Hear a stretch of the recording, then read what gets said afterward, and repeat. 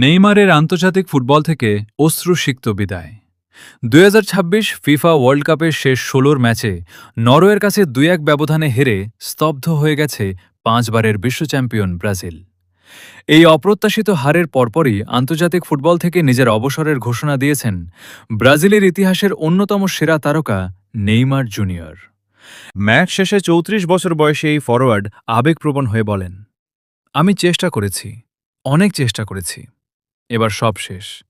এখানেই শুরু করেছিলাম, এখানেই শেষ করলাম।"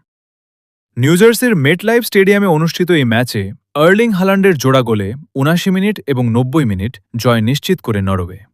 ম্যাচের অতিরিক্ত সময় ৯০+১০ মিনিট পেনাল্টি থেকে ব্রাজিলের হয়ে একমাত্র সান্ত্বনাসূচক গোলটি করেন নেইমার। শেষ বাঁশি বাজার সাথে সাথেই নেইমার মাঠে কান্নায় ভেঙে পড়েন। পরে সাংবাদিকদের মুখোমুখি হয়ে তিনি সেলেসাওদের জার্সি তুলে রাখার চূড়ান্ত সিদ্ধান্ত নিশ্চিত করেন। কৌতূহলোদ্দীপক বিষয় হল ২০১০ সালের আগস্টে এই মেটলাইফ স্টেডিয়ামেই যুক্তরাষ্ট্রের বিপক্ষে ম্যাচ দিয়ে নেইমারের আন্তর্জাতিক ক্যারিয়ার শুরু হয়েছিল এবং সেখানেও তিনি গোল করেছিলেন। নেইমারের আন্তর্জাতিক ক্যারিয়ারের পরিসংখ্যান ও অর্জন নেইমার সেলেসাওদের ইতিহাসের সবচেয়ে প্রভাবশালী খেলোয়াড়দের একজন হিসেবে বিদায় নিলেন। তার ১৬ বছরের আন্তর্জাতিক ক্যারিয়ারের ১৩০টি ম্যাচে ৮০টি গোল করেন, ব্রাজিল পুরুষ দলের ইতিহাসে সর্বোচ্চ। অ্যাসিস্ট ৫৮টি প্রধান trophy. ২০১৩ FIFA Confederations cup, Olympic সাফল্য, ২০১৬ রিও অলিম্পিকে স্বর্ণপদক, ২০১২ অলিম্পিকে রৌপ্য পদক।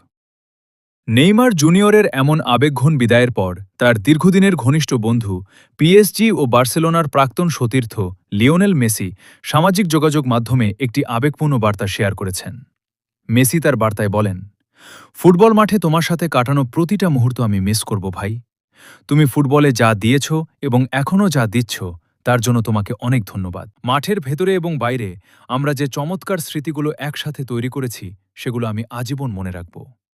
তোমার জীবনের এই নতুন অধ্যায়ের জন্য অনেক শুভকামনা।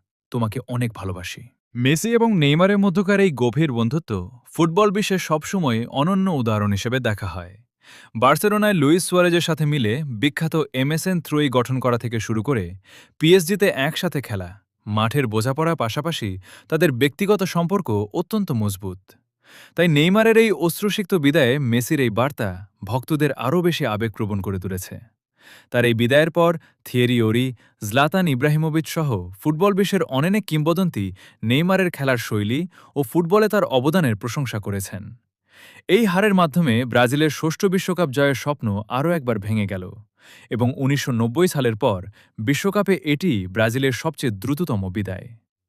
নেইমারের খেলায় শুধু জাদু নয়, আছে এক অদ্ভুত আবেগ। প্রতিটি গোল, প্রতিটি জয় আমাদের হৃদয়ের স্পন্দন বাড়িয়ে দেয়।